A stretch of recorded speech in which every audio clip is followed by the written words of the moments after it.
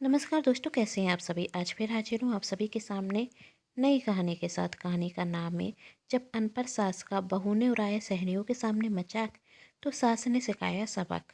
कहानी पसंद आए तो चैनल को सब्सक्राइब कर पास में जो बेल आइकन का बटन है उसे प्रेस जरूर कर दीजिएगा, क्योंकि इसी से मिलेंगे आप सभी को मेरी आने वाली हर कहानी के नोटिफिकेशन। कहानी पसंद आने पर वीडियो को लाइक भी जरूर कर दीजिएगा, जिससे मुझे मिलती रहे कहानियाँ देखने के लिए प्रेरणा, और कहानी को अपनों के साथ शेयर करना बिल्कुल ना भूलें। तो चलिए कहानी शुरू करते हैं। लीजिए माँ जी, मैं घर का सारा सामान लेकर आ गई। जो जो आपने कहा था वही लेकर आई हूँ, रेखा अपने सास कुसुम जी से कहती। तब कुसुम जी ने कहा, बहू जो पैसे बच गए हैं वो भी दे दे। यही सुन रेखा घबरा जाती, क्योंकि बचे हुए पैसे तो उसने अपने पसंद की साड़ी खरीद ली थी और कुछ पैसे अपने जेब में रख लिए थे। तभी रेखा कहती, अरे आप तो जानती हैं माँ जी, महंगाई कितनी बढ़ गई है। पैसे बचना तो छोड़िए, बल्कि मेरे खुद के 1200 रुपये खर्च हो गए सामान लाने में। वही आप मुझे दे दीजिए। इतना सुन कुसुम जी कहती, अरे बहू, मैंने तुझे 10,000 रुपये दिए थे, सारे खर्च हो गए। माना महंगाई बढ़ गई है, पर इतनी इतनी महंगाई थोड़ी ना बढ़ जाएगी कि 5,000 का सामान 10,000 रुपये में आएगा। माँ जी, आपको मुझ पर विश्वास नहीं? रेखा ने तेज स्वर में कहा, तो लीजिए पर्ची और खुद ही लगा लीजिए हिसाब, पर अभी मुझे मेरे पैसे दे दीजिए। कुसुम जी रेखा को पैसे दे देती और रेखा वहाँ से मुँह चढ़ाते हुए चली जाती और कमरे में पैसे निकाल कर गिनने रखती और कहती, कारा अक्षर वैस बराबर, वह बुढ़िया अनपढ़ है, पढ़ी लिखी होगी तभी तो हिसाब लगा पाएगी। अच्छा हुआ ससुर जी दूसरे शहर में नौकरी करते हैं, जिस बहाने मैं अपनी अनपढ़ सास को मूर्ख बनाकर पैसे जाता ले लेती हूँ। और वहाँ रेखा जी पर्ची को गौर से देख रही थी, पर उस पर्ची पर क्या लिखा उन्हें तो कुछ समझ नहीं आ रहा था। तभी वहाँ महक कुसुम जी की छोटी बहू आती और कहती, अरे माँ जी, आप ये सामान का बिल बार बार क्यों देख रही हैं? कहीं हिसाब किताब में कोई गड़बड़ हो गई क्या? यही सुन कुसुम जी सोचती, क्या छोटी बहू को बिल दिखाकर पूछूं कितने का बिल है? नहीं, कहीं बड़ी बहू की तरह छोटी बहू भी मेरे अनपढ़ होने का मजाक ना बनाए। माँ जी, आप कहाँ खो गई? कोई परेशानी है तो मुझसे कहिए, शायद मैं आपकी मदद कर दूँ। ऐसी कोई बात नहीं, बहू, कहते हुए कुसुम जी चली जाती। कुछ दिनों बाद कुसुम जी के मायके से शादी का कार्ड आता तो वह अपने बेटे से कहती, बेटा जरा कार्ड पढ़कर तो बताना क्या लिखा है। तब विवेक चिढ़ते हुए कहता, आपको क्या करना है?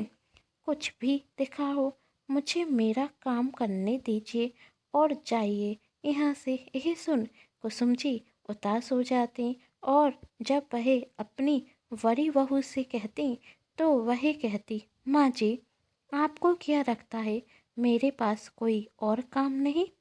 आपकी तरह अनपढ़ तो हूँ नहीं जो फालतू बैठी हूँ, बच्चों को भी पढ़ाना है मुझे। जाइए यहाँ से। यह सब कुछ महक भी देख रही थी और कुसुम जी उदास होकर अपने कमरे में चली जाती। तभी वहाँ महक पहुँचती और कहती, अरे माँ जी, मुझे बताइए, मैं पढ़ देती हूँ। रहने दे बहू, तुझे भी कई काम होंगे, बस मुझ अनपढ़ के पास कोई काम नहीं, इसलिए सबका समय बर्बाद करती रहती हूँ। जा जाकर अपना काम कर, वही तो करने आई हूँ। कहते हुए महक कार्ड पढ़ देती। यह देख कुसुम जी की आंखों में आंसू आ जाते, जिस देख महक कहती, क्या हुआ माँ जी, मेरी किसी बात का बुरा लग गया? आप रो क्यों रही हैं? तब कुसुम जी कहती, बहू, इस अनपढ़ को कभी किसी ने महक दिया है? आज तूने परवाह की, इसलिए मन भर आया। इतना सुन महक अपनी सास को गले से लगा लेती और कुछ दिनों बाद कुसुम जी महक के पास आती और कहती, बहू, जरा अपनी ननद को फ़ोन लगा देना। तूने मुझे मोबाइल दिला तो दिया, पर चलाना नहीं आता। यह सुन पास बैठी रेखा हंस जाती और धीरे से कहती, बंदर क्या जाने अदरक का स्वाद। जिसे सुन महक कहती, जेठानी जी आपने कुछ कहा क्या? तब रेखा कहती, क्यों देवरानी जी, आप इन अनपढ़ के लिए अपना समय बर्बाद करते हैं। आप नौकरी करते हैं। यदि इस तरह सासू माँ की बात सुनती रहीं तो अपना काम नहीं कर पाएंगी। तब महक रेखा की बात अनसुनी करती और अपनी ननंद को फ़ोन लगा देती। इस तरह अपनी सास का बार बार अपनी जेठानी द्वारा अपमान होना महक को पसंद नहीं आता और वह सोचती ऐसा कुछ करना होगा जिससे जेठानी जी की अकड़ ठिकाने आ जाए। फिर जब रेखा फिर से कुछ सामान लेकर आती और कुसुम जी को ज़्यादा पैसे बता कर पैसे ले जाती तो कुसुम जी कहती, बहू महंगाई कुछ ज़्यादा हो गई है। हर महंगाई कुछ ज़्यादा हो गई है। हर बार सामान महंगा आता जा रहा है। तब रेखा कहती, तो मुझसे क्या कह रही हैं? कौन सा मैंने रेट बढ़ा दिए हैं? अपना कीमती समय निकाल कर सामान लेकर आती हूँ, ऊपर से आपकी चार बातें सुनूं। विश्वास नहीं तो यह लीजिए सामान का बिल। कहते हुए रेखा वहाँ से अपने कमरे में जाती और कहती, फिर से उस बुढ़िया को मूर्ख बना दिया। तभी कुसुम जी बिल लेकर महक के पास जाती और उससे पूछती, बहू जरा देखकर तो बताना सामान कितने का आया है। महक चेक करती और कहती, माँ जी पूरा सामान 8,500 का आया है, पर परी बहू ने तो मुझसे 11,700 रुपये लिए हैं। इसका मतलब महंगाई का नाम लेकर वह हर बार मुझसे ज़्यादा पैसे ले जाती है। मेरे अनपढ़ होने का फ़ायदा उठाती है। कहते हुए कुसुम जी रोने लगती। तभी महक कहती, माँ जी रोने से कुछ नहीं होगा। अब जेठानी जी को आपको जवाब देना होगा। पर कैसे? कुसुम जी ने पूछा। तब महक कहती, आपकी यह बेटी अब आपको पढ़ना सिखाएगी, जिससे आप अपने छोटे मोटे काम खुद कर सकें और दूसरों के भरोसे न रहना पड़े। फिर आपको कोई मूर्ख भी नहीं बना पाएगा। अब महक समय निकाल कर अपनी सास को पढ़ाना शुरू कर देती और कुछ महीने बाद रेखा अपनी सहेलियों को घर बुलाकर पार्टी देती। तभी उसकी सहेली कविता कहती, रेखा लगता है तेरे पति की सैलरी बढ़ गई। कितनी महंगी साड़ी पहने हैं और ज्वेलरी भी। आज तो तू अलग ही चमक रही है। तब रेखा कहती, नहीं यार, यह सब सामान मैंने अपने पति की सैलरी खर्च कर कर नहीं खरीदा। उनकी सैलरी के पैसे तो अकाउंट में सही सलामत हैं। वही खर्च क्यों करूं मैं, जब मेरी अनपढ़ सास मेरा एटीएम कार्ड थे। मतलब? और सहेलियों ने पूछा।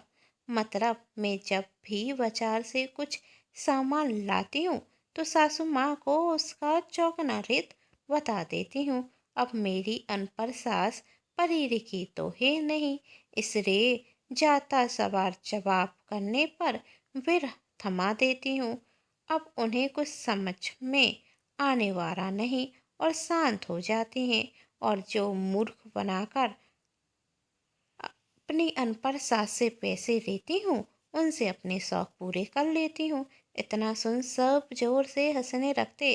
तभी वहाँ कुसुम जी आती और कहती, अरे बहू तू जो सुबह सामान लेकर आई थी उसके हिसाब किताब में मुझे गड़बड़ दिख रही है। देखना मैंने बिल चेक किया तो 3500 रुपये हो रहे थे, जबकि तू कह रही थी 5,000 रुपये हैं।